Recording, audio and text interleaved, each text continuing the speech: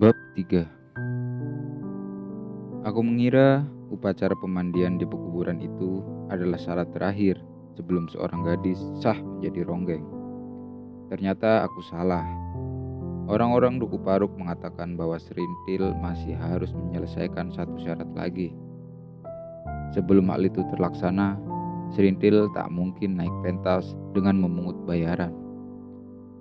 Dari orang-orang Duku Paruk pula aku tahu syarat terakhir yang harus dipenuhi oleh Serintil bernama buka kelambu. Berdiri bulu kuduku setelah mengetahui macam apa persyaratan itu. Buka kelambu adalah semacam sayembara, terbuka bagi laki-laki manapun. Yang disayembarakan adalah keperawanan calon ronggeng.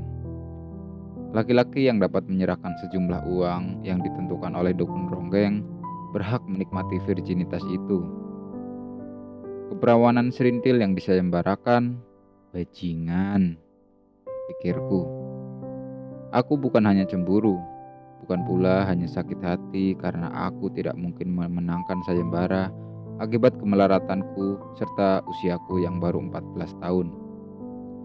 Lebih dari itu, memang Serintil telah dilahirkan untuk menjadi ronggeng, perempuan milik semua laki-laki. Tetapi mendengar keperawanan disayembarakan, hatiku panas bukan main. Celakanya lagi, buka kelambu yang harus dialami oleh Serintil sudah merupakan hukum pasti di Duku Paruk. Siapapun tak bisa mengubahnya. Apa pula aku yang bernama Rasus. Jadi, dengan perasaan perih, aku hanya bisa menunggu apa yang akan terjadi. Jauh-jauh hari, Kartareja sudah menemukan malam hari. Jauh-jauh hari, Kartareja sudah menentukan malam hari Serintil harus kehilangan keperawanannya. Untuk itu, Kartareja sendiri harus mengeluarkan biaya. 3 ekor kambing telah dijualnya ke pasar. Dengan uang hasil penjualan itu, dibelinya sebuah tempat tidur baru, lengkap dengan kasur, bantal, dan kelambu. Dalam tempat tidur itu pula Serintil kelak akan diwisuda oleh laki-laki yang memenangkan sayembara. Sementara waktu suara calung lenyap dari Duku Paruk, Kartareja sedang giat membuat persiapan pelaksanaan malam buka kelambu itu. Dukun ronggeng itu rajin keluar Duku Paruk untuk menyebarkan berita. Hanya dalam beberapa hari telah tersiar kabar tentang malam buka kelambu bagi seorang ronggeng Serintil. Orang-orang segera tahu pula Kartareja menemukan syarat sekeping uang ringgit emas bagi laki-laki yang ingin menjadi pemenang. Saatnya telah tiba, saya tentukan pada malam Sabtu malam yang akan datang, kata Kartareja pada suatu pagi di hadapan banyak laki-laki di pasar. Dan sampean meminta sekeping ringgit emas? Ya, kukira itu hanya yang patut. Ya, kukira itu harga yang patut, jawab Kartareja. Ah, lenguh laki-laki yang bertanya tadi. Kenapa? Terlalu mahal. Ingat baik-baik, pernahkah ada ronggeng secantik Serintil? Itu benar, Serintil memang ayu dan kenes. Tetapi siapa yang memiliki sebuah ringgit emas di Duku Paruk? Oh, saya tak pernah bermimpi seorang laki-laki Duku Paruk akan memenangkan sayembara. Jangankan ringgit emas, sebuah rupiah perak pun tak dimiliki oleh seorang laki-laki Duku Paruk. Saya tidak berharap mereka mengikuti sayembara. Berita tentang malam berahi itu cepat menyebar kemana-mana, jauh ke kampung-kampung di luar Duku Paruk. Banyak perjaka atau suami yang tergugah semangatnya, tetapi sebagian besar segera memadamkan keinginannya setelah mengerti apa syarat untuk tidur bersama Serintil pada malam buka kelambu. Sebelum ringgit emas senilai dengan harga seekor kerbau yang paling besar, hanya beberapa pemuda yang merasa dirinya sanggup mengalahkan tantangan itu. 3 hari sebelum Sabtu malam, sebuah lampu minyak yang terang telah dinyalakan di rumah Kartareja. Pintu sebuah kamar sengaja dibiarkan terbuka. Dengan demikian, sebuah tempat tidur berkelambu yang masih baru bisa dilihat oleh orang lain dari luar. Tutup kasurnya putih bersih, Demikian pula bantalnya. Bagi semua orang Duku Paruk yang bisa tidur di atas pelupuh bambu, pemandangan seperti itu sungguh luar biasa. Sore itu banyak perempuan dan anak-anak Duku Paruk datang ke rumah Kartarja hanya dengan tujuan melihat tempat tidur itu. Aku sendiri ada di sana, tidak masuk ke dalam rumah, karena dari tempat berdiri di sudut halaman sudah dapat kulihat tempat tidur berkelambu itu. Bila orang-orang memandangnya dengan kagum, aku melihat tempat tidur itu dengan makzul, muak bercampur marah. Bagiku, tempat tidur yang akan menjadi tempat pelaksanaan malam buka kelambu bagi Serintil tidak lebih dari sebuah tempat pembantaian, atau lebih menjijikan lagi. Di sana 3 hari lagi akan berlangsung penghancuran dan penjagalan. Aku sama sekali tidak berbicara atas kepentingan birahi atau sebangsanya. Di sana, di dalam kurung kelambu yang tampak dari tempatku berdiri, akan terjadi permusnahan mustika yang selama ini amat kuhargai. Sesudah berlangsung malam buka kelambu, Serintil tidak suci lagi. Soal dia kehilangan keperawanannya tidak begitu berat kurasakan. Tetapi Serintil sebagai cermin tempat aku mencari bayangan emak menjadi baur dan bahkan hancur berkeping. Membayangkan bagaimana Serintil tidur bersama seorang laki-laki sama menjijikannya dengan membayangkan emak melarikan diri bersama mantri itu. Aku muak. Aku tidak rela hal semacam itu terjadi. Tetapi lagi-lagi terbukti seorang anak dari Duku Paruk bernama Rasus terlalu lemah untuk menolak hal buruk yang amat dibencinya. Jadi aku hanya bisa mengumpat dalam hati dan meludah. Asu buntung. Masih dari tempatku berdiri, aku melihat Serintil keluar. Merah bibirnya karena Serintil makan sirih. Rambutnya yang klimis terjurai menutupi sebagian pundaknya yang mulai berisi. Perempuan-perempuan serta anak-anak segera mengelilinginya di balai-balai. Gumam pujian mulai didengungkan oleh para perempuan itu. Kulihat Serintil tertawa riang. Apa yang salah bila gadis sebesar Serintil bersenang hati mendengar segala macam pujian? Melihat bagaimana cara para perempuan Duku Paruk memuji Serintil, maka aku yakin setiap diri mereka berharap kiranya anak perempuan mereka kelak seperti Serintil, menjadi ronggeng. Atau para perempuan itu menyesal mengapa kaki mereka pengkor, atau pipi mereka tambun, atau bibir mereka seburuk bibir kerbau sehingga tak bakal layak menjadi ronggeng. Tak tahulah. Boleh jadi aku akan tetap melamun, berang bila gerimis tidak turun. Tak kuduga gerimis kali ini menguntungkan. Para perempuan dan anak-anak yang menerubung Serintil segera bangkit, lalu bergegas pulang ke rumah masing-masing. Aku sendiri hanya maju beberapa langkah dan berteduh di emper rumah Kartarja. Serintil baru melihatku setelah aku berada di bawah naungan emper itu. "Hei, engkau di situ, Rasus?" tanya Serintil, nadanya bersukacita. "Ya, sudah lama. Sejak sebelum gerimis." "Mari masuk, temani aku. Kartarja dan istrinya sedang pergi ke rumah kakekku. Aku seorang diri sekarang." Serintil menarik tanganku. Aku menurut. Kami duduk berdua di atas lincak. Serintil terus bergerak seperti anak-anak. Dia memang masih kanak-kanak. Usianya 11 tahun atau 12 tahun. Meski begitu, Serintil menangkap suasana yang lesu pada diriku. "Hei, kau seperti malas bercakap-cakap. Kau segan menemuiku di sini?" "Tidak, sama sekali tidak. Tapi kau hanya berkata bila kutanya, kenapa?" Tutup pintu kamar itu dulu." "Loh, kenapa?" "Aku tak ingin melihat tempat tidur itu, meski Kartarja mau memamerkannya buat semua orang," kataku agak ketus. Serintil termangu sejenak. Tak usah lama berpikir, rupanya Serintil mengetahui juga mengapa aku berkata demikian. Naluri seorang perempuan. Lalu ku nanti tanggapan Serintil, tetapi mulutnya yang mungil dan merah masih terkatup. Dia hanya bangkit memenuhi permintaanku menutup pintu kamar itu. Derit pintu bambu dan lenyap dari pandanganku tempat tidur yang akan menjadi ajang Serintil melepaskan keperawanannya. Ya Rasus, aku tahu. Kau tak usah berkata banyak. Aku sudah tahu mengapa kau membenci tempat tidur itu.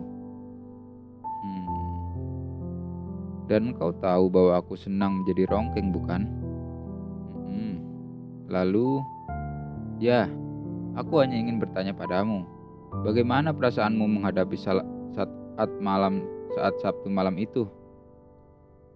Aku tidak segera menjawabnya. Kulihat seorang gadis kecil sedang berpikir tentang sesuatu yang baru baginya. Bukan hanya baru, melainkan juga sesuatu yang menjadi salah satu tonggak sejarah biologisnya. Mungkin selama ini Serintil hanya terpukau oleh janji Kartarja bahwa sebuah ringgit emas yang diberikan oleh laki-laki pemenang akan menjadi miliknya. Kemampuan berpikirnya hanya sampai di situ. Bagaimana? Tanyaku mengulang. Entahlah Rasus, aku tak mengerti, jawab Serintil sambil menundukkan kepala. Tentu kau senang karena kau akan memiliki sebuah ringgit emas. Kukira begitu. Aku tak mengerti Rasus. Yang jelas aku seorang ronggeng. Siapapun yang akan menjadi ronggeng harus mengalami malam buka kelambu. Kau sudah tahu itu bukan?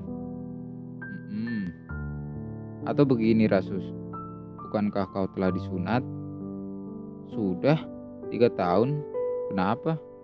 Serintil diam. Digipaskannya rambut ke belakang. Wajahnya menunduk. Kemudian tanpa melihatku, ronggeng itu berkata, misalnya Rasus, misalnya ya, engkau mempunyai sekeping ringgit emas. Selamanya aku takkan pernah mempunyai sebuah ringgit emas, jawabku cepat. Aku hanya mempunyai sebuah keris kecil warisan ayah. Dan satu-satunya milikku yang berharga itu telah kuserahkan padamu. Kini engkau pasti tahu aku tak mempunyai apa-apa lagi. Kau harus tahu itu Serintil. Mata Serintil terarah lurus kepadaku. Tak lebih dari sepasang mata anak-anak. Aneh juga, dari pemilik sepasang mata itu aku berharap terlalu banyak. Tetapi aku tak merasa bersalah. Tidak, karena pada saat itu misalnya ketika Serintil menatapku tajam, aku teringat emakku yang mati dan mayatnya dicincang. Atau emakku yang lari bersama mantri keparat itu dan sekarang barangkali berada di Delhi, negeri khayali yang berada di atas langit. Kutoleh Serintil. Dia masih menatapku dengan cara seorang bodoh. Padahal yang kuharapkan waktu itu adalah pernyataan Serintil bahwa ia tidak akan menempuh malam buka kelambu karena ia telah memutuskan tidak akan menjadi ronggeng. Keinginanku gila yang mustahil terlaksana.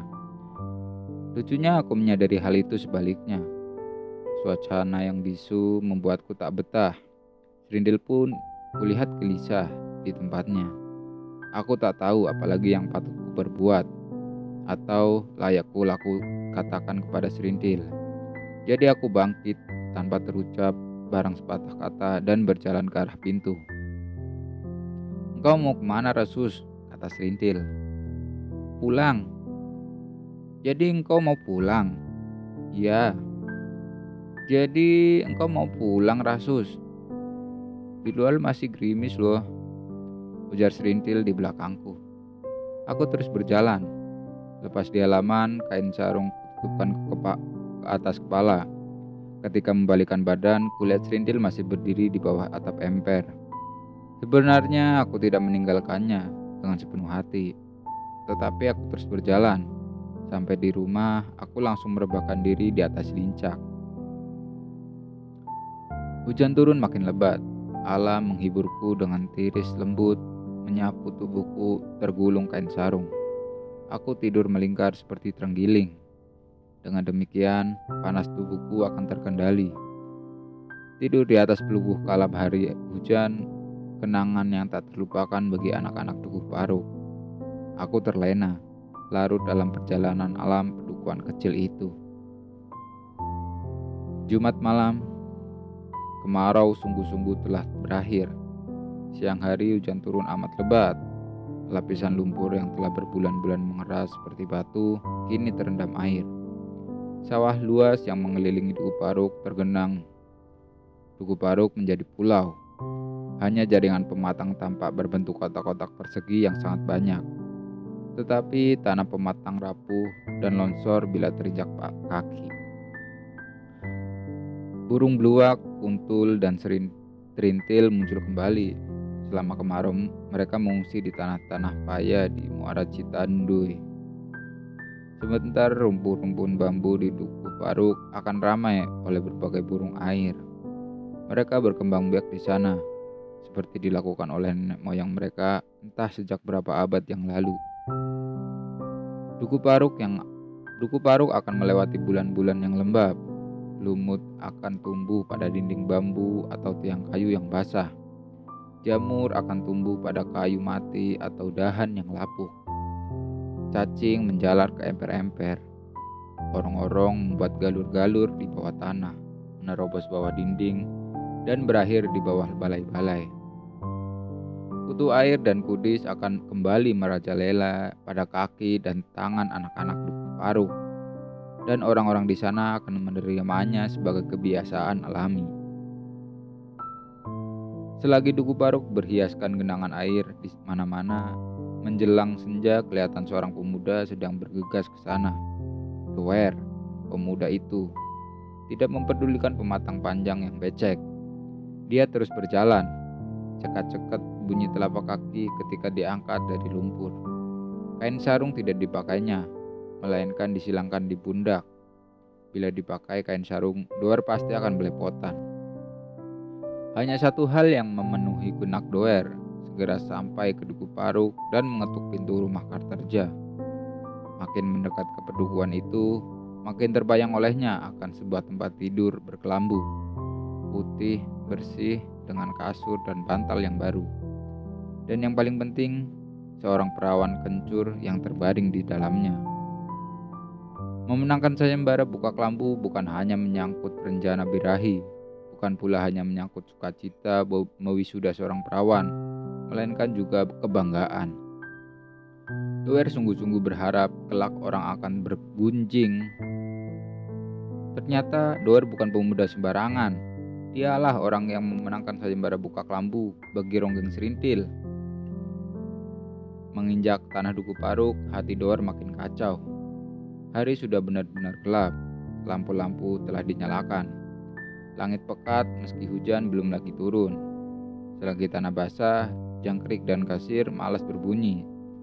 Orang-orang menggantikannya. Serangga tanah itu menggetarkan sayapnya yang menimbulkan suara buruk dan berat. Katak dahan berteriak-teriak, tidak seperti kodok atau katak hijau. Katak dahan bersuara dengan selang waktu yang jarang. Ada sebuah gaduh ronda di perempatan jalan kecil di Dukuh Paruk. Doer mendengar gumam beberapa pemuda dari dalam gardu itu. Seandainya Doer tahu, pemuda-pemuda dalam gardu itu sama seperti dirinya, datang dari luar Dukuh Paruk dalam kaitannya dengan sayembara buka kelambu. Namun mereka hanya ingin melihat perkembangan apakah telah ada seorang pemuda datang menemui permintaan Kartarja akan sebuah ringgit emas. Mereka sendiri tidak mempunyai uang sebanyak itu. Namun, kesempatan mereka mungkin terbuka bila tidak ada pemuda yang sanggup memenuhi syarat yang ditentukan Kartarja. Dalam hal terjadinya demikian, diharapkan Kartarja akan menurunkan tarifnya.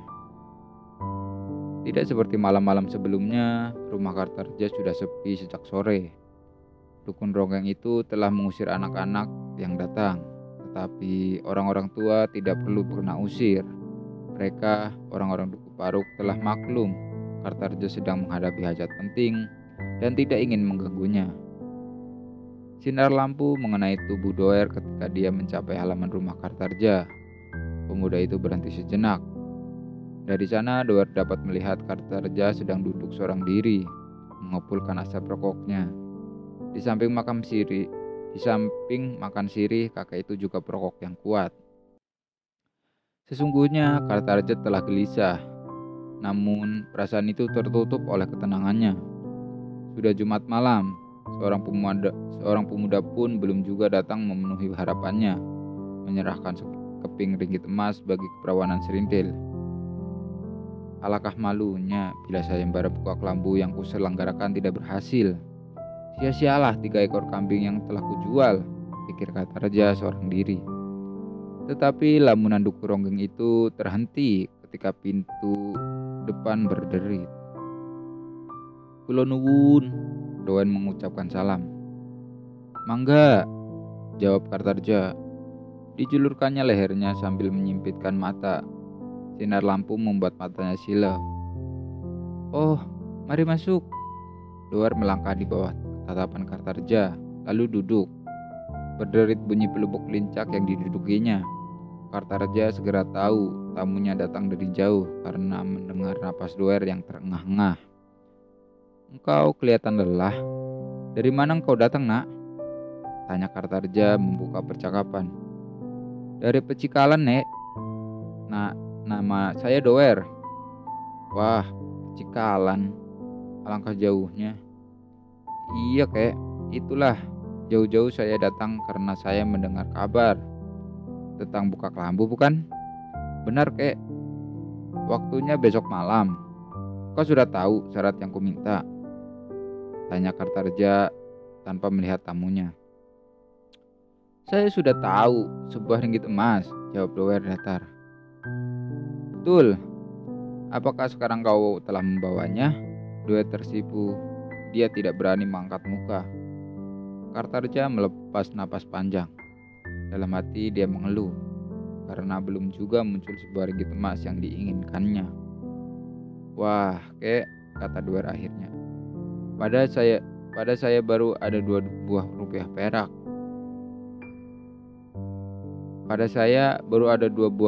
perak. Saya bermaksud menyerahkannya kembali kepadamu sebagai panjar. Masih ada waktu 1 hari lagi. Barangkali besok bisa saya perboleh seringgit emas." Kartarja tidak segera memberi tanggapan. Kecewa dia. Dihisapnya rokok dalam-dalam. Asap dihembuskannya jadi desah panjang. Namun Kartarja berpikir 2 buah rupiah perak adalah jumlah paling banyak yang disanggupi oleh seorang calon sampai pada saat ini. "Jadi begitulah maksudmu, nak?" "Iya, Kek. Baiklah, uang panjarmu bisa kuterima. Tetapi besok malam kau harus datang membawa sebuah ringgit emas. Kalau tidak, apa boleh buat? Kau kalah dan uang panjarmu hilang. Bagaimana?" "Kalau saya gagal memperoleh sebuah ringgit emas maka uang panjar saya hilang," kata Doer. "Ya," jawab Kartarja singkat. Rona kelicikan mewarnai wajahnya. Doer termangu tampak berpikir keras. "Kalau engkau keberatan, maka terserah. Silakan berpikir. Atau segera pulang ke Pecikalan selagi malam belum larut. Aku akan menunggu pemuda lain. Beberapa orang yang akan segera tiba." Gertakan halus Kartarja mengena. Buktinya Doer menjadi gelisah, lalu berkata, "Baik, Kek. Baik. Saya terima syarat itu. Nah, inilah uang panjar itu." Doer berdiri agak mudah merogoh saku celananya. Sesaat kemudian terdengar gemericing. 2 buah uang rupiah perak tergeletak di atas meja. Berkilat-kilat terkena sinar lampu.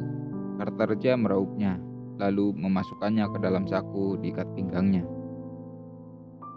Pada saat itu muncul Serintil membawa baki berisi teko dan 2 buah cangkir. Di piring ada goreng ubi.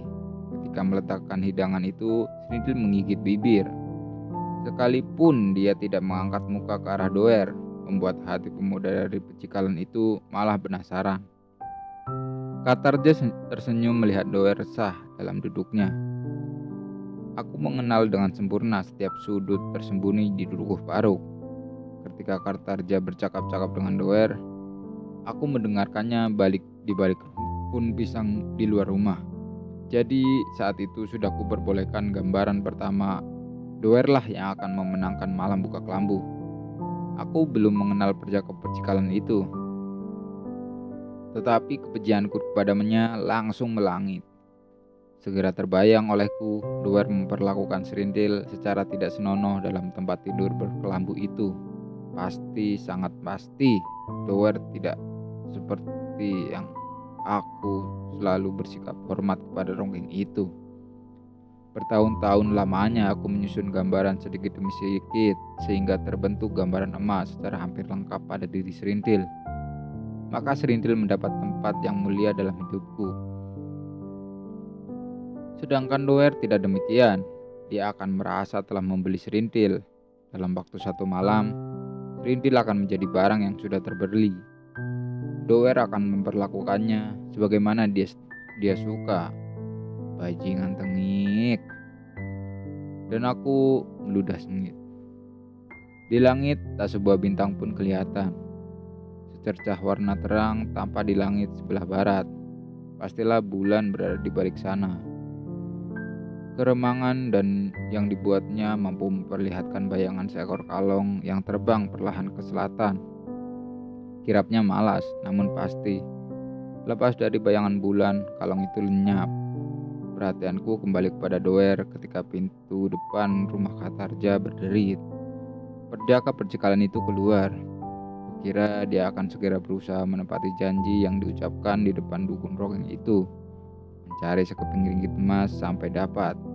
Atau dia akan kehilangan 2 buah rupiah perak bila usahanya gagal.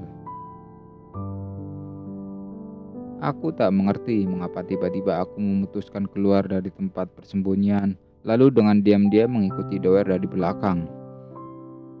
Sambil berjalan menginjingkat, agak tak ketahuan oleh Doer, aku sudah berhayal tentang perkelahian. Bagaimana seandainya Doer langsung kutinju tengkuknya, atau bagaimana kalau seandainya Doer langsung kutinju tengkuknya, atau kutendang pinggangnya sekuat tenaga. Pokoknya, aku ingin melumat perjaka percikalan yang akan menggagahi Serintil itu. Tak kusangka, keinginanku menyakiti Doer dapat terlaksana. Sampai debat gardu, Doer berhenti. Kemudian sumpah serapah keluar dari mulutnya. Aku tahu kemudian 3 orang pemuda yang tadi berkumpul di gardu ronda melempar Doer dengan gumpalan lumpur. Bajingan tengik, siapa yang berani melempari aku? Seru Doer marah. Tak ada jawaban, bahkan lemparan-lemparan berikutnya menyusul, tepat mengenai punggung Doer. Baju dan kainnya berlepotan. Kemarahan pemuda percikalan itu makin menjadi-jadi. Dia berbalik dan bertolak pinggang. Kini Doer menghadap ke arahku, kira-kira 10 langkah di depan. Hei, kamu, asu buntung. Kalau ingin berkelahi, ayo keluar. Ayo hadapi aku, Doer dari percikalan. Masih belum ada jawaban. Aku bergegas ke samping, menghindar dari pandangan Doer. Rasa ingin ikut menyakiti Doer muncul di hatiku. Maka aku menekuk kedua kaki demi mencari sesuatu untuk dilemparkan kepadanya. Tanganku meraba sesuatu yang menggogok. Tai sapi. Kotoran itu kuraup dengan tangan kanan, langsung kulemparkan kepada Doer. Kudengar perjaka percikalan itu mengutuk habis-habisan. Dia hendak melangkah ke depan, tapi batal karena arah belakang meluncur gumpalan-gumpalan lumpur. Makin lama makin seru. Akhirnya Doer tak bisa berbuat lain kecuali menutup muka dengan kedua tangan agar matanya terhindar dari hujan lumpur. Tidak tahan menghadapi serangan gelap itu, akhirnya Doer lari. Bukan main sakit hatinya ketika dia mendengar beberapa pemuda terbahak-bahak. Doer berbelok ingin mengejar para penyergapnya, tetapi dia belum memahami lorong-lorong di Tugu Paruk. Doer kehilangan jejak. Hanya terdorong ingin membalas dendam, maka Doer terus berlari dalam gelap. Akhirnya, pure, Doer terjerumus masuk ke dalam sebuah kubangan yang dalam. Sekali lagi terdengar suara gelak tawa tiga orang pemuda itu.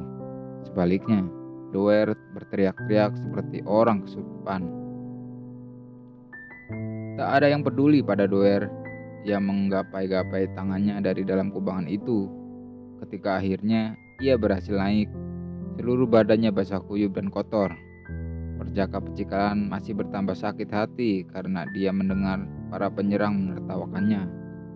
Suara yang menghinanya itu makin lama terdengar makin jauh. Doer tidak pernah tahu aku masih berada di dekatnya.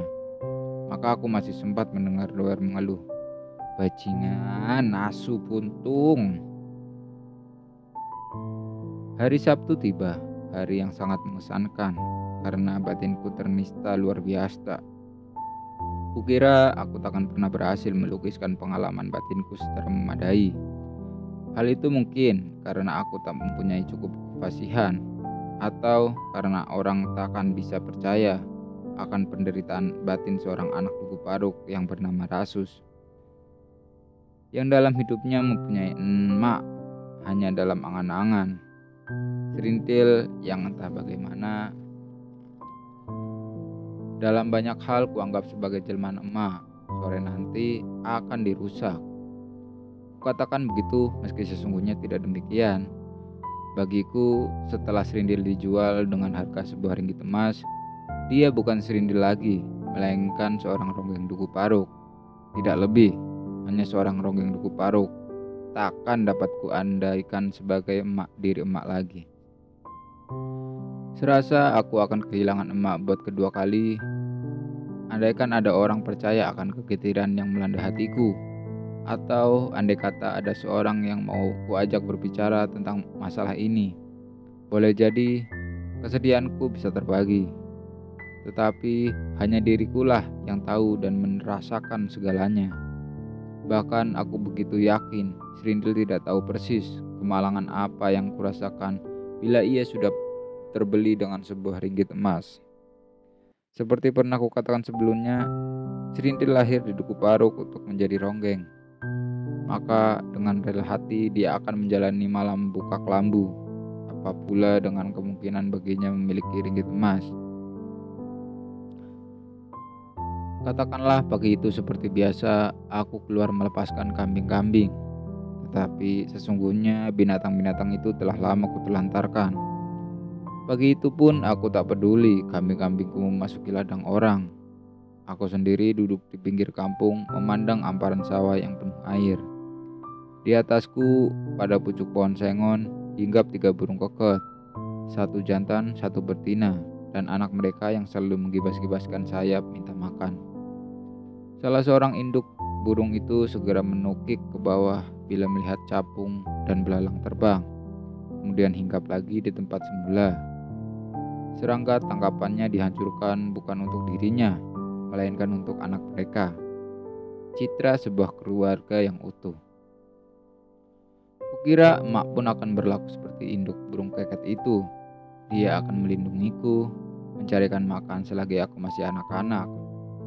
Bersama ayah, emak akan mengajarkanku bercengkrama seperti keluarga burung keket itu. Nah, hal itu hanya terjadi dalam angan-angan. Seperti belasan anak duku paruk lainnya, aku telah yatim piatu sejak anak-anak. Parat, malapetaka tempe brokak itu. Kukira kicau burung keket serta bunyi air yang tumpah telah lewat punggung pematang akan terus membawaku melamun bila warta tidak datang mengusik. Nah, kulihat kau lama sekali termenung di sini. Nenekmu tidak memanak gaplek pagi ini, ujar warta. Misalnya demikian, apa salahnya kita mencari talas dan kita bakar di sini? Aku tak ingin makan, jawabku tak peduli. Jadi, pergilah, jangan ganggu aku. Baru kali ini ku dengar engkau mengusirku, Rasus. Aku ingin tahu apa yang sebenarnya sedang kau pikirkan. Ini urusanku. Misalnya, beritahu kau takkan dapat menolongku, tapi aku takkan mengatakan apa-apa kepadamu. Jadi baik urusi kambingmu. Wah, kalau begitu aku bisa menebak. Kau tak perlu mangkir. Kau sedang termakan pekasi yang dipasang oleh Nyai Kartareja pada diri Serindil, bukan? Ayo, baik mengaku. Kepadaku, kau akan sia-sia menyimpan rahasia. Aku tertawa meskipun terdengar tawar. Tengik betul. Warta menembakku dengan jitu. Melihat ulahku, Warta tahu aku telah mengaku. Tawanya terdengar keras sekali. Oh, kasihan kawanku ini. Kau senang pada serintil, tapi nanti malam rongeng itu dikangkangi orang. Wah, bangsat kau Warta. Bagaimana? Bukankah aku berkata tentang kebenaran? Ya, tetapi kau jangan menambah sakit hatiku.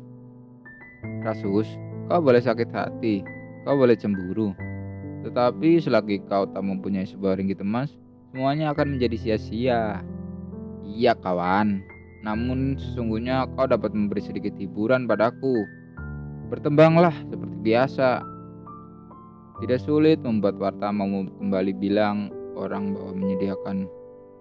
Tidak sulit membuat Warta mau bertembang bila orang mau menyediakan setumpuk kata pujian baginya. Dia adalah sesama orang Duku Paruk. Warta dikenal mempunyai suara paling bagus. Tembang kegemarannya juga menjadi kegemaran setiap anak Duku Paruk. Sebuah lagu duka bagi para yatim piatu.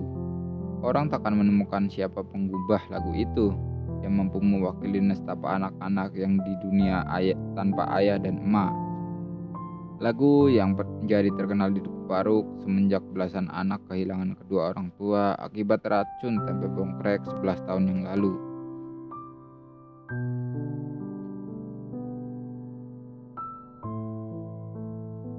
Pukul 3 dini hari aku belum mau terlena. Bulan menabur cahaya di halaman. Selagi aku termangu seorang diri, angin yang berembus selatan membuat hati semakin merana. Beginilah awak yang sebatang kara, tiada ayah bunda, tiada sanak saudara. Hidupku yang papa selalu dirundung derita. Oh nyawa, bertahanlah kau di badan. Warta sudah beratus kali menembangkan lagu itu. Dia tidak lagi tertarik akan makna liriknya. Hanya irama lagu itu yang kiranya akan tinggal abadi di hati Warta dan anak-anak lain di Duku Paruk. Selesai menembarkan lagu itu, Warta menoleh kepada aku. Dia melihat aku menggigit bibir dan mungkin mataku berkaca-kaca.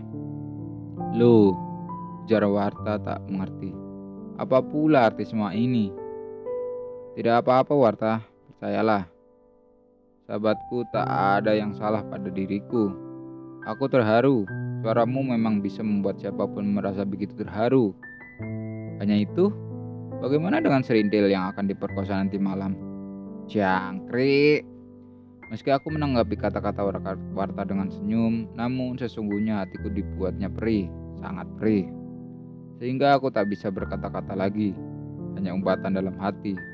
Warta, kamu bangsat. Kau katakan serintil akan diperkosa nanti malam. Memang betul, tetapi mengapa kau katakan hal itu kepadaku? Kukira Warta memandangku dari belakang ketika aku berjalan meninggalkannya. Aku tak peduli dan terus berjalan membawa kakiku. Perjalanan yang tanpa tujuan membawaku sampai ke lorong yang menuju kuburan Duku Paruk. Seharusnya aku telah melangkah bila tidak melihat seorang berjalan merunduk-runduk di antara batang-batang puring. Serintil, aku tak mungkin salah. Dialah orangnya. Tak mengetahui aku membutitinya, Serintil terus berjalan. Langkahnya berkelok menghindari tonggak-tonggak nisan atau pohon kamboja yang tumbuh rapat. Setelah berbelok ke kiri, langkah Serintil lurus menuju cungkup makam Kisah Cemgala. Kulihat Serintil jongkok menaruh sesaji di depan pintu makam.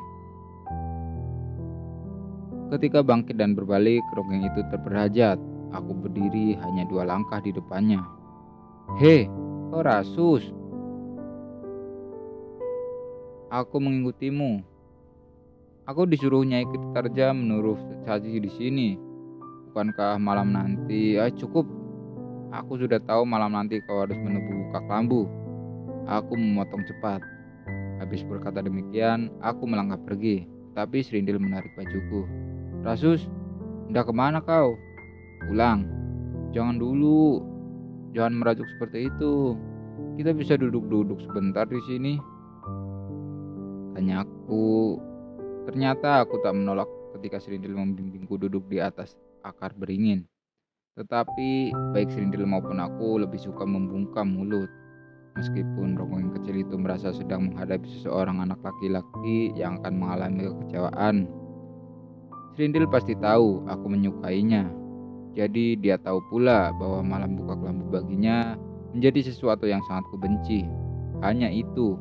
Atau apakah aku harus mendengarkan secara jujur bahwa Serindil lebih kuhormati daripada seorang kecintaan? Tidak, aku tak mempunyai keberanian mengatakan hal itu kepadanya. Maka biarlah, Serindil tetap akan pengertiannya tentang diriku secara tidak lengkap. Seekor serangga kecil akhirnya membuka jalan bagi permulaan percakapan kami. Nyamuk belirik hinggap di pipi Serindil. Perutnya menggantung penuh darah. "Serin, tepuk pipimu yang kanan, ada nyamuk." Aku tak dapat melihatnya. "Tentu saja, tetapi tepuklah pipi kananmu agak ke atas, pasti kena." "Tidak mau, engkau yang harus menepuknya." "Tanganku kotor." "Tidak mengapa, ayo tepuklah." Aku patuh, tanganku ayunkan meski dengan gerak gamam. Nyamuk itu yang menjadi lamban karena terlalu banyak menghisap darah itu kena. Telapak tangan kutekan pada pipi Serindil. Kemudian kubuka tergores titik darah. Ada noda merah pada pipi putih. Sunyi dan sepi. Sepotong ranting kecil runtuh. Bunyi kelitik terdengar ketika ranting itu menimpa selebar daun. Seekor bengkarung muncul di hadapanku dan berlari cepat mengejar capung yang hinggap di tanah.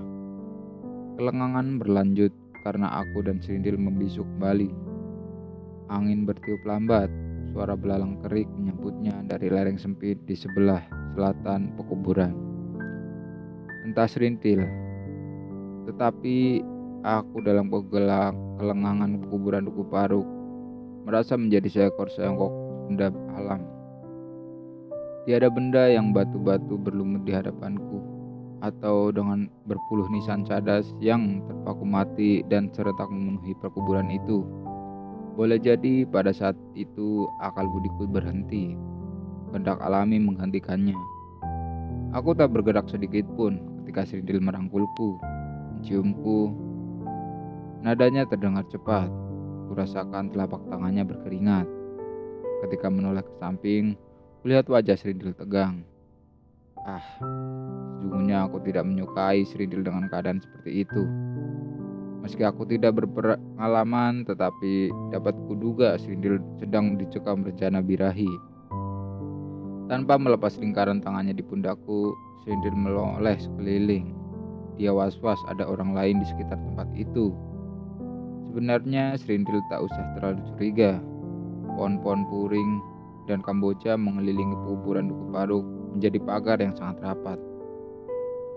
Serindil melepaskan rangkulannya. Kemudian aku mengerti perbuatan itu dilakukan agar dia dapat membuka pakaiannya dengan mudah. Aku sering melihat perempuan mandi telanjang di pancuran, jadi aku sudah tahu beda tubuh laki-laki dan tubuh perempuan. Tetapi yang kulihat saat itu adalah gambaran perempuan yang utuh. Hanya tidak seperti perempuan dewasa. Dada Serindil rata, pinggangnya rata. Bahwa Serindil mengharap aku juga akan membuka pakaian, sudah ku mengerti.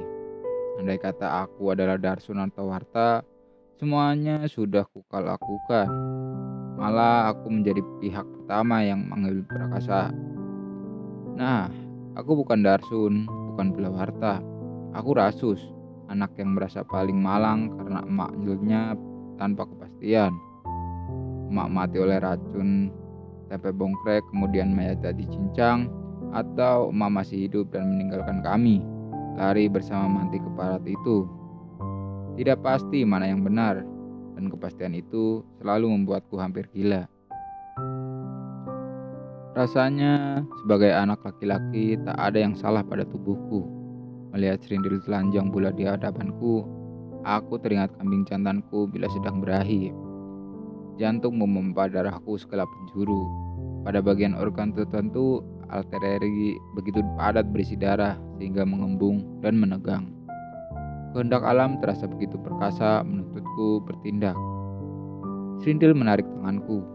Kupandangi wajahnya yang merona merah. Kupandangi matanya yang berkilat-kilat. Kupandangi pucuk hidungnya dengan bintik-bintik berkeringat di pucuknya. Kemudian perlahan semua yang tertangkap oleh lensa mataku bergoyang, lalu membaur.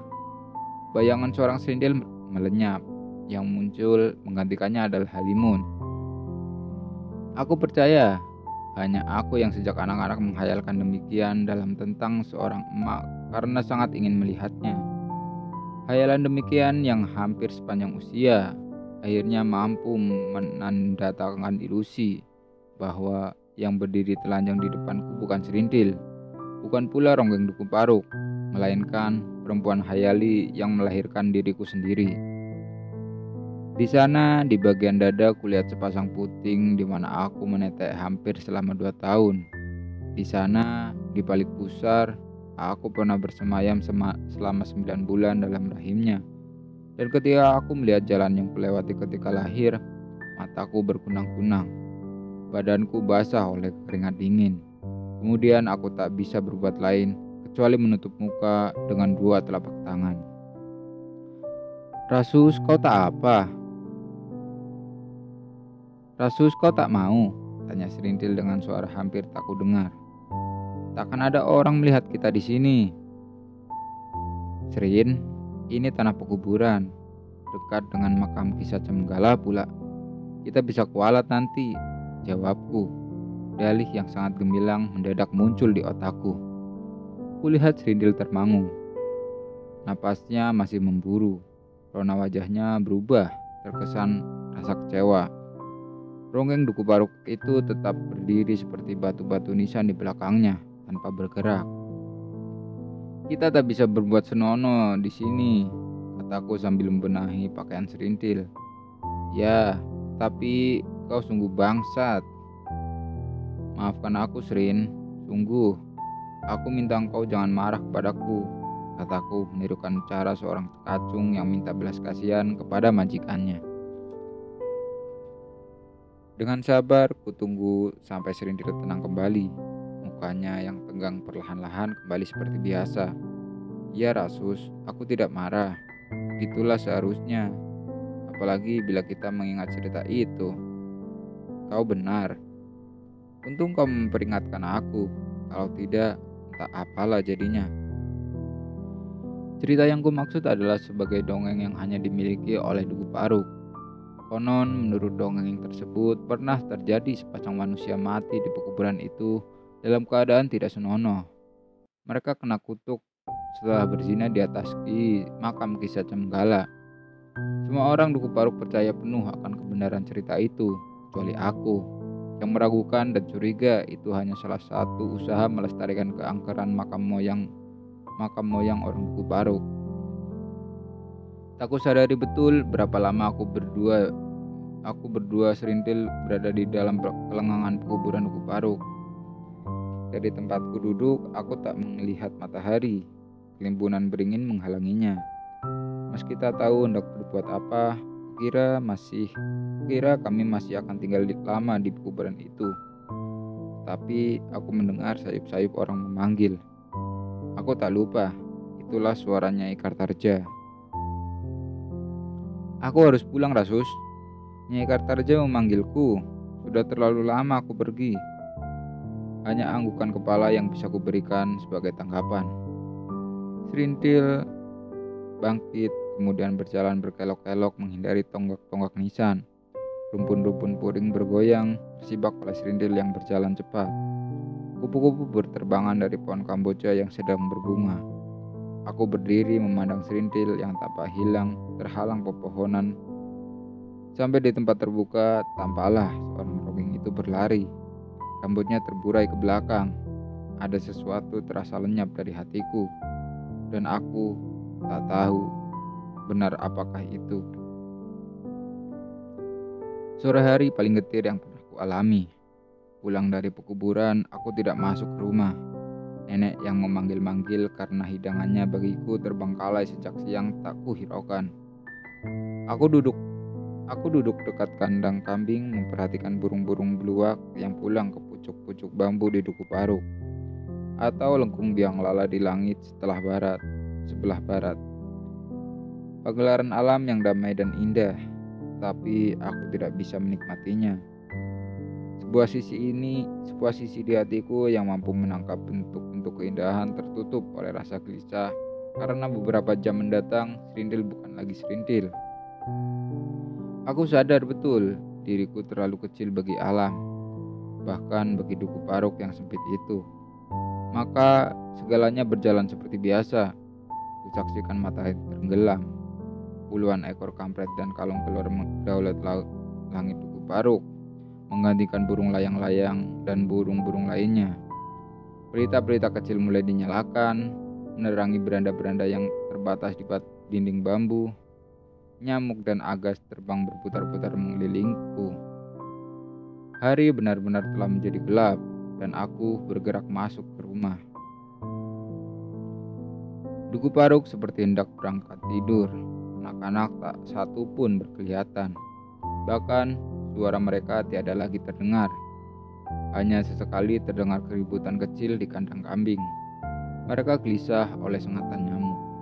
Atau mereka melihat sepasang mata yang berkilau kebiru-biruan dalam gelap, mata seekor kucing liar. Ke-23 rumah di Duku Paruk sudah terlihatan sepi, kecuali rumah Kartarja. Di rumah dukun ronggeng itu sudah beberapa lampu besar dinyalakan. Nyai Kartarja telah selesai mendandani serintil dengan kain dan baju baru. Rambutnya disanggul. Kartarja menyalakan pedupaan yang diletakkannya di sudut halaman. Sebuah gayung dengan tangkainya yang tertanyam di dalam tanah juga ada di sana. Celana kolor bekas, kutang bekas, serta pakaian dalam lainnya dilemparkan ke atas genting. Selesai dengan pekerjaan itu, Kartarja berdiri di tengah halaman dengan wajah menatap langit. Dukun ronggeng itu sedang melakukan ritus penangkal hujan. Aku sedang duduk di atas lincak di beranda. Gelap karena aku malas menyalakan lampu. Dari jalan sempit yang menuju rumah Kartarja, ku dengar lengung seekor kerbau. Malam hari ada orang menuntun kerbau adalah hal yang tidak biasa terjadi di Duku Paruk. Apalagi di pedukuhan itu tak seorang pun mempunyai memelihara ternak tersebut. Ketika melewati depan rumah, iring-iringan itu tampak jelas. Kenali betul siapa penuntun kerbau itu, Doer. Seorang perjaka dari kampung Pecikalan menuntun seekor kerbau menuju rumah Kartarja. Segera kuduga hal itu bersangkut paut dengan acara buka kelambu malam ini. Kain sarung kusambar dari sampiran. Lalu aku berjalan mengendap rumah dukun ronggeng itu dari arah belakang. Sampai di sana kulihat ternak besar itu telah tertandap di samping rumah Kartarja. Seperti malam kemarin, aku ingin mendengarkan percakapan antara Kartarja dan Doer. Maka aku berlanjut berjingkat ke emper samping. Dari celah dinding bambu, aku mengintip ke dalam. Doer dengan bajunya yang baru duduk di hadapan ruang rumah. Serintil tidak kelihatan. Namun aku terdengar bisik-bisik antara Nyai Kartarja dan ronggeng itu. Sambil mengusap wajahnya yang berkeringat, Doer membuka pembicaraan. Aku datang lagi, kek. Meski bukan sekeping ringgit emas yang kubawa, kuharap engkau mau menerimanya. Tuh, bukan ringgit emas, kata Kartarja. Bukan, kek. Apa? Ringgit timah. Seekor kerbau betina yang besar. Binatang itu paling tidak bernilai sama dengan sebuah ringgit emas, kata Doer menerangkan. Namun Kartarja menyambutnya dengan senyum kecut, bahkan menyepelekan. Doer menjadi gelisah dalam tunduknya. Tetapi ringgit emas bisa masuk ke celana, bagus, tidak kotor, dan aku takkan disusahkan dengan urusan kandang, rumput, serta kerbau bau busuk, ujar Kartarja sambil membuang muka. Kau memang benar, kek. Tetapi bila 2 rupiah perak yang kujadikan panjar menjadi milikmu, kukira pemberianku cukup, lebih dari cukup. Bagaimana? Kartaraja tidak mengubah roman muka meski dalam hati ia merasa menang. Seekor kerbau betina yang besar ditambah dengan 2 keping 1 rupiah perak. Duku Ronggeng itu terbahak dalam hati. Hanya karena Kartarja sudah amat berpengalaman, maka dia dapat mengendalikan perasaannya. Tetapi bagaimana jika kau tak bisa kuanggap telah mencukupi syarat yang kutentukan? Seekor kerbau dan 2 buah perak emas. Seekor kerbau dan 2 buah 1 rupiah perak tidak sama dengan sebuah ringgit emas. Jadi engkau menolak, kek? Tanya Doer gelisah. Ya, kecuali apa? Potong Doer cepat. Kecuali kau mau hanya menjadi cadangan. Bila sampai tengah malam nanti tak ada orang lain membawa ringgit emas padaku, maka kaulah pemenangnya. Kalau kau menolak, silakan terima kembali 2 rupiah perak ini. Bawalah pula kerbaumu itu. Doer tidak menyangka Kartarja akan menolak dengan kata-kata kasar itu, sekeras itu. Perjaka Pecikalan tergagap, bukan main kecewa hatinya. Telah melakukan segala usaha agar bisa memenangkan sayembara buka kelambu. Tidur semalam-malam di atas tempat tidur empuk bersama Ronggeng Duku Paruk yang masih perawan. Teringat kembali oleh Doer bagaimana dia mendongkel lemari milik orang tuanya untuk mencuri uang rupiah perak itu. Tentu Doer teringat pula pengalaman siang tadi. Dengan gemilang dia mengecoh ayahnya. Dari sawah kebun milik ayahnya yang paling besar dituntun pulang. Bukan dimasukkan ke dalam kandang, melainkan terus dibawanya ke Duku Paruk. Kini Doer merasakan segala akal busuknya belum tentu membuahkan hasil. Bahkan bayangan kegagalan muncul di depan matanya. Dalam hati Doer mengutuk Kartarja dengan sengit. Si tua bangka itu sungguh-sungguh tengik. Dari tempat gelap di balik dinding aku bisa merasakan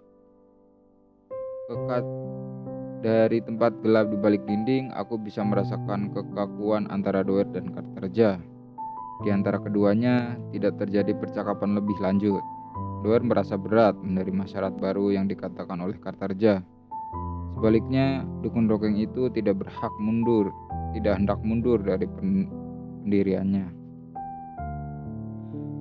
Kebukuan di beranda rumah Kartarja berakhir. Di halaman kelihatan seorang pemuda datang dengan sepeda bertromol. Doer langsung tahu siapa pemuda itu. Dari suara sepedanya, Doer telah memastikan kedatangan Sulam. Hati pemuda Pecikalan itu resah karena dia tahu seorang saingannya tangguh telah datang. Sebaliknya, Kartarja tersenyum. Dia juga kenal siapa Sulam adanya, anak seorang lurah kaya dari seberang kampung. Meski masih sangat muda, Sulam dikenal sebagai penjudi yang berandal. Seorang seperti Kartarja tidak merasa perlu mencari orang-orang alim. Dia hanya memerlukan sebuah ringgit emas sebagai nilai keperawanan serintil. Sulam melangkahi ambang pintu dengan caranya sendiri. Ucapan salam tak perlu baginya. Kebanggaan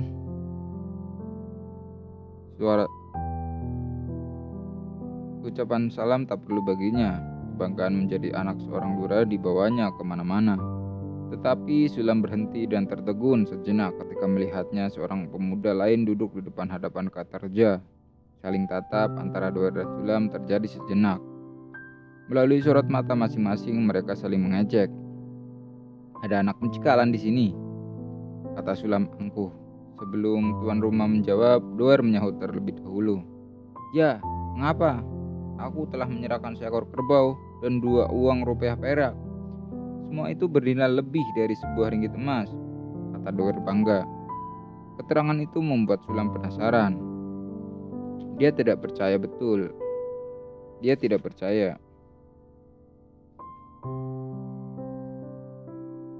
"Dia tidak betul, kata anak Pecikalan itu, kek?" tanya Sulam kepada Kartarja. Kakek itu tidak segera memberi jawaban. Tanpa melihat kepada Sulam maupun Doer, kemudian Kartarja berkata, "Doer tidak berbohong. Tetapi duduklah dulu, kau belum mengatakan maksud kedatanganmu ke rumah ini." "Loh, kau menyelenggarakan buka kelambu malam ini bukan?" tanya Sulam masih dengan caranya yang angkuh.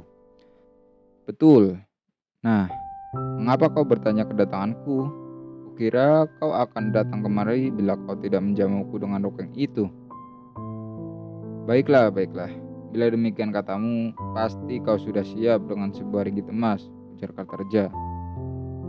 "Sebuah pertanyaan yang menghina, kecuali engkau belum mengenalku.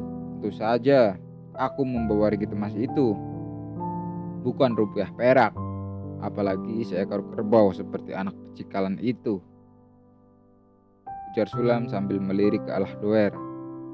Yang dilirik tersengat hatinya lalu membalas keras, "Sulam, kau boleh pongah kepada siapapun, tapi jangan kepadaku.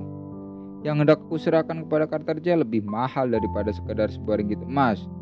Dan kau, Kartarja, alangkah dungu bila kau menolak pemberianku dan menerima pemberian Sulam."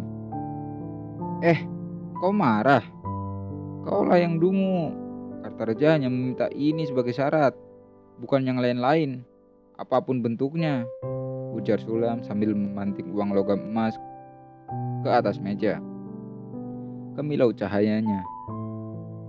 "Berilah lebih banyak bila kau memang kaya," kata Doer.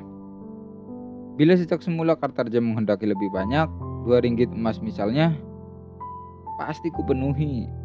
Kau anak pecikalan jangan banyak cakap. Pulanglah, gembalakan kerbaumu di sawah. Sulam, jangkrik kamu. Dua pemuda itu bangkit dan saling pandang dengan sinar mata kemerahan. Baik Sulam maupun Doer sudah mengepalkan tinju, tetapi Kartarja tetap tenang. Dia hanya melepaskan rokok dari bibir. "Sabarlah, anak muda. Duduklah di tempat masing-masing. Kita akan berbicara baik-baik. Aku hanya mau duduk kembali setelah anak pecekalan itu enyah dari sini," seru Sulam keras. "Jangan suruh aku duduk kembali, kecuali kau telah mengakui pemberianku lebih banyak daripada pemberian Sulam." "Kartarja, kau jangan bodoh." Melihat ketegangan semakin menjadi-jadi, Kartarja bangkit dan berdiri di antara kedua tamunya. Nyai Kartarja keluar. Serintil muncul sebentar di pintu lalu surut kembali.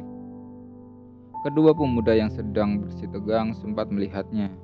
Aneh, setelah melihat Serintil, kemarahan Doer dan Sulam mereda. "Oh, kalian bocah bagus," katanya Kartarja. "Jangan bertengkar di sini. Aku khawatir tetangga nanti datang karena mendengar keributan. Ayo, bocah bagus, duduklah. Kalau kalian terus berselisih, pasti Serintil merasa takut. Bagaimana bila nanti dia tidak bersedia menjalani buka kelambu?"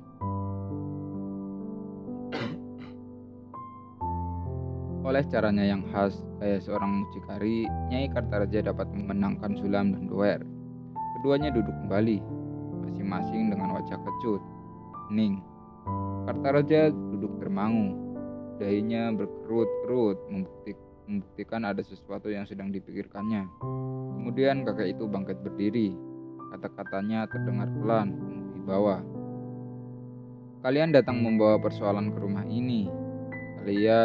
Kalau kalian tidak ingin aku membatalkan rencana, beri kami kesempatan memecahkan persoalan ini. Hendaknya kalian mau diam sebentar di tempat masing-masing. Jangan mencoba bertengkar kembali. Aku hendak bermusyawarah sebentar di dalam. Ya, kalian harus menurut. Ingat, Serintil masih sangat muda. Dia tidak bisa mendengar keributan," sambung Nyai Kartarja. Kakek dan nenek itu masuk ke dalam meninggalkan kedua tamunya yang masih membisu di atas lincah. Antara keduanya sering terjadi saling curi pandang. Tidak lebih, mereka termakan oleh gertakan Kartarja yang mengancam akan membatalkan malam buka kelambu. Di ruang dalam, suami istri itu tidak melihat Serintil, tetapi mereka tidak berpikir jauh. Paling-paling Serintil sedang terlungkup di dalam biliknya dengan hati berdebar-debar. Bila demikian, Nyai Kartareja dapat memahami perasaan gadis itu. Dia masih perawan. Ambil 2 cangkir, perintah Kartareja kepada istrinya. Kau mau apa? Lihatlah nanti. Kartareja mengeluarkan botol-botol dari lemari. Semua masih penuh berisi ciu. Sebuah lagi hanya berisi seperempatnya. Isi botol yang kedua ditambah dengan air tempayan hingga penuh. Kepada istrinya yang datang membawa 2 buah cangkir, Kartareja memerintahkan menghidangkan minuman keras itu kepada Sulam dan Doer. Jangan keliru, yang asli buat Sulam, lainnya buat Doer, kata Kartareja. Istrinya tersenyum. Walau tidak selicik Kartareja, namun perempuan itu sudah dapat menduga kemana maksud tindakan suaminya. Bau alkohol tercium oleh Sulam dan Doer, kegelisahan dan minuman keras. 2 buah yang ditemui menjadi sahabat di mana-mana. Baik Sulam maupun Doer ingin secepatnya merenggut isi botol yang disodorkan oleh Nyai Kartareja. Apalagi setelah perempuan itu berkata menantang. Bocah bagus, yang paling gagah adalah siapa yang lebih dulu menghabiskan minuman keras ini. Hei Nyai, tetapi mengapa kau hanya menyediakan sebotol buatku? Tambah lagi, barang 2 botol, 3 botol, kau jangan harap akan ada sisa minuman itu di hadapanku nanti. Tidak berbeda gairahnya dengan Sulam, Doer menarik cangkir dan botol yang tersedia baginya. Betapapun pemuda pecekalan itu tak ingin disebut sebagai bocah bagus kedua. Dalam hati Doer berkata, dirinya bukan anak kecil yang akan muntah bila kerongkongan tersiram minuman keras. Sulam telah merengguk isi cangkir pertama. Tanpa memedulikan urat-urat tengkangnya yang berkerut, dia mengguk pula isi cangkir kedua dan seterusnya. Hanya dalam beberapa saat, sebotol ciu keras sudah mengandap dalam lambungnya. Mula-mula Sulam merasa kulit wajahnya terjerang, panas, telinga terdering, badan merasa ringan, pandangan mata berbaur. Lama-kelamaan dunia jungkir balik di hadapannya, tetapi Sulam merasa tenaganya bertambah berlipat ganda. Bersama suami istri Kartareja, Doer yang sama sekali tidak mabuk itu menyaksikan Sulam yang mulai mengigau. Dalam dunia khayalnya, Sulam melihat beribu bintang jatuh dari langit. Telinganya mendengar suara tembang asmara. Di hadapannya muncul serindil mengajaknya bertayub. Bau ciu yang menguap dari mulut sendiri dirasakannya sebagai wewangian yang dikenakan oleh ronggeng duku barok itu. Tergugah birahi Sulam. Terhuyung-huyung dia bangkit. Di tengah beranda dia mulai berjoget. Nyai Kartareja yang berdiri di dekatnya tidak tampak oleh Sulam sebagai seorang nenek-nenek. Bagi Sulam, perempuan itu kelihatan sebagai serintil yang sedang mengajaknya bertayub. Oleh suaminya, Nyai Kartareja disuruh melayani Sulam yang sedang hilang ingatan. Soal bertayub tak usah ditanyakan kepada istri dukun ronggeng itu. Dia sangat berpengalaman. Jadilah teringat masa mudanya, maka Nyai Kartareja melayani Sulam dengan sepenuh hati. Dia membiarkan dirinya dibawa berjoget, bahkan dicium oleh Sulam. Rencana yang menguasai Sulam tidak berlangsung lama. Ciu telah mutlak menguasai semua organ tubuhnya. Gerakannya makin lamban, makin goyah. Ucapan cabul masih sempat keluar dari mulut Sulam sebelum kedua lututnya terlipat, roboh dalam pelukan Nyai Kartareja. Oleh dukun ronggeng yang dibantu Doer, Sulam diangkat dan dibiaringkan di atas lincak. Seekor kambing jantan telah dikalahkan oleh Ciu dan tipu daya. Beres, kata Nyai Kartareja dengan napas tersengal-sengal. Ya, Nyai, sekarang sudah beres, jawab Kartareja. Engkau tidak mabuk bukan? Tanya Nyai Kartareja kepada Doer. Tidak, Nek, tidak. Nah, tunggu apa lagi? Engkau ini. Ah, apa maksudmu? Tanya Doer bingung. Si dungu dari Pecikalan, engkau tak mengerti. Aku sudah bersusah payah membuat Sulam mabuk. Sekarang kau kumenangkan. Jadi? Ya, Kau boleh tidur bersama Serindil sekarang. Tetapi waktu terbatas sampai Sulam tersadar. Tahu? Iya, iya, iya, iya. Aku sudah tahu. Terdengar suara derit ketika Doer menutup pintu bilik yang berisi tempat tidur berkelambu itu. Sepi. Suami istri Kartarja masuk ke bilik mereka sendiri. Di sana pasangan tua itu bergurau. Sebuah ringgit emas, 2 rupiah perak, dan seekor kerbau sudah hampir di tangan. Siapa yang akan menyalahkan Kartarja bila dukun rongeng itu merasa telah menang secara gemilang? Siapa pula yang akan menyalahkan Doer bila dia kelak berteriak-teriak bahwa dirinya lah yang telah mewisuda Ronggeng Serintil? Sesuatu telah terjadi di belakang rumah Kartaraja sebelum Doer menyingkap kelambu yang mengurung Serintil. Hanya aku dan Ronggeng itu yang mengetahui segalanya. Aku masih mengintip di emper samping ketika terdengar pertengkaran mulut antara Doer dan Sulam. Saat kemudian aku melihat seorang keluar dari pintu belakang, lalu jongkok di bawah pohon pisang. Dari sosok tubuhnya yang kecil, aku memastikan Serintil lah yang keluar. Dengan berjalan bersingkat, ku dekati dia. Serintil, tegurku dengan suara berisik. Serintil, jangan terkejut, aku Rasus. Oh, Serintil bertahan. Seru Serintil tertahan. Dia cepat bangkit, berangkulku sekuat tenaga. Rasus, dengar mereka bertengkar di luar. Aku takut, sangat takut. Aku ingin kencing. Sudah kencing? Sudah. Betapa aku takut, Rasus. Kau sungguh baik. Kau ada di sini ketika aku sedang diperjualbelikan. Ya. Masih merangkulku kuat-kuat, Serintil mengisak. Biarkan dia karena aku pun tak tahu apa yang harus kuperbuat. Kurasakan tubuh Serintil hangat dan gemetar. Aku benci. Lebih baik kuberikan padamu, Rasus. Sekarang kau tak boleh menolak seperti kau lagi tadi siang. Di sini bukan pekuburan. Kita tak akan pernah kutuk. Kau mau bukan? Sepatah pun aku tak bisa menjawab. Kerongkonganku terasa tersekat. Karena gelap aku tak dapat melihat dengan jelas. Namun aku merasakan Serintil melepaskan rangkulan, kemudian sibuk melepaskan pakaiannya. Tidak beda dengan pengalaman tadi siang di pekuburan Duku Paruk. Hanya ini segalanya berlaku dalam gelap. Aku tidak dapat melihat sosok tubuh Serintil dengan jelas. Meski aku yakin saat itu dia sudah telanjang bulat. Aku percaya suasana gelap dapat mengubah nilai yang berlaku pada pribadi-pribadi. Orang berpikir lebih primitif dalam suasana tanpa cahaya. Dan sebuah perilaku primitif memang terjadi kemudian saat aku dan Serintil. Ilusi akan hadirnya emak saat itu tak muncul di hatiku. Segalanya terjadi. Alam sendiri yang turun tangan mengguruiku dan Serintil. Boleh jadi Serintil merasakan sesuatu yang menyenangkan. Tetapi entahlah, karena aku hanya merasa telah memperoleh sebuah pengalaman yang aneh.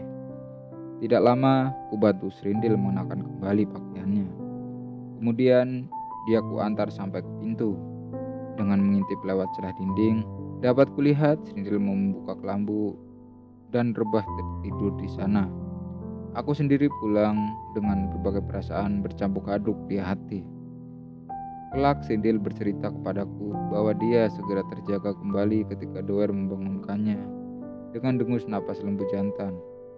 Serintil tidak mengatakan apa yang dialaminya kemudian sebagai suatu pemerkosaan. Dia hanya berkata sungguh tidak mudah menempuh syarat menjadi ronggeng Dukuh Paruk. Setelah Doer keluar, Serintil mendengar Nyai Kartarja kepada pemuda pecikalan itu. Kau telah memperoleh hadiah sandiwara buka kelambu. 2 rupiah perak stak kerbau itu sah menjadi milik kami. Kau puas bukan? Doer hanya tersenyum. Tercapai sudah keinginannya memperoleh sebuah sebutan sebagai pemuda yang mewisuda ronggeng Serintil. Virgin atau tidak virgin, ronggeng yang kutiduri menjadi naif. Doer.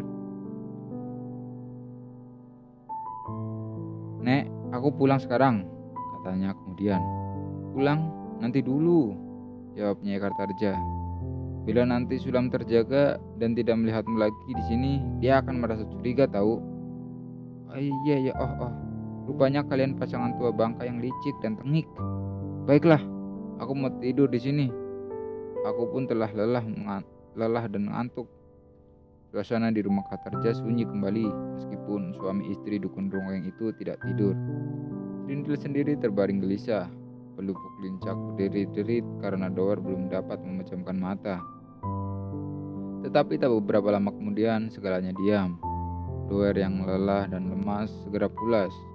Tengah malam, Nyai Kartareja masuk ke bilik Serintil. Lampu dibuka. Dengan sinar pelita di tangan perempuan itu, lihat mata Serintil yang masih terbuka. Dengan kaya memajamkan, Nyai Kartareja membelai rambut Serintil. 2 keping rubah perak dan kerbau besar telah menjadi milikmu. Kau sudah menjadi anak yang kaya. Engkau merasa senang, bukan? Serintil mengangguk walaupun perutnya terasa sakit. Dan engkau pasti akan menerima sebuah ringgit emas. Mau? Bukan? Nanti bila Sulam terjaga, dia akan masuk kemari. Mata Serintil terbuka lebar-lebar. Suaranya serak ketika dia bertanya kepada Nyai Kartareja. Jadi aku harus melayani Sulam pula. Tak mengapa bukan? Kau akan menjadi satu-satunya anak yang memiliki ringgit emas di Duku Paruk ini. Tetapi perutku sakit, Nek. Amat sakit. Aku pernah mengalaminya hal seperti itu, bocah ayu. Percayalah padaku. Semuanya tak mengapa kau lakukan. Ingat, sebuah ringgit emas. Beristirahatlah sekarang selagi Sulam masih mendengkur. Serintil mengisak seorang diri. Baginya, alangkah lambat waktu berjalan. Dia ingin hari segera menjelang pagi. Dia ingin segera menemukan dirinya telah selesai menjalani buka kelambu. Tak terfikir lagi soal ringgit emas atau lainnya. Yang dirasakannya sekarang adalah perutnya yang bagai teriris-iris. Ronggeng itu tak akan menghentikan tangis karena binatang jantan lainnya akan segera datang menyingkap kelambu dan mendengus. Di luar gerimis turun. Sesungguhnya Sridil hampir terlena bila tidak terdengar derit lincak di beranda. Sulam menggeliat lalu mengeluh.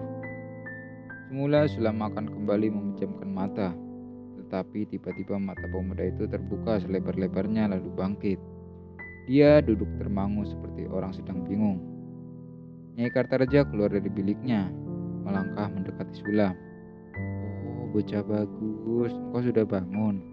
Tanya Nyai Kartareja semanis seorang ibu. Jam berapa sekarang, Nek? Kata Sulam sambil menggosok-gosok matanya dengan punggung tangan. Ah, masih sore, tipu perempuan itu pula. Ketika Sulam sadar betul apa tujuannya datang ke Duku Paruk, dia berkata sambil bangkit berdiri. Jadi bagaimana ini? Bagaimana urusan tadi? Oh, tenanglah bocah bagus. Lihat, anak pecekalan itu masih tertidur nyenyak. Kau jadi pemenang. Sirindil menunggumu sekarang. Hah? Di mana Sirindil?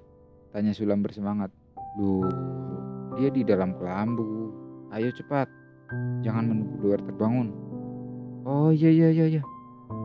Tetapi nanti dulu, Nek. Aku ingin kencing.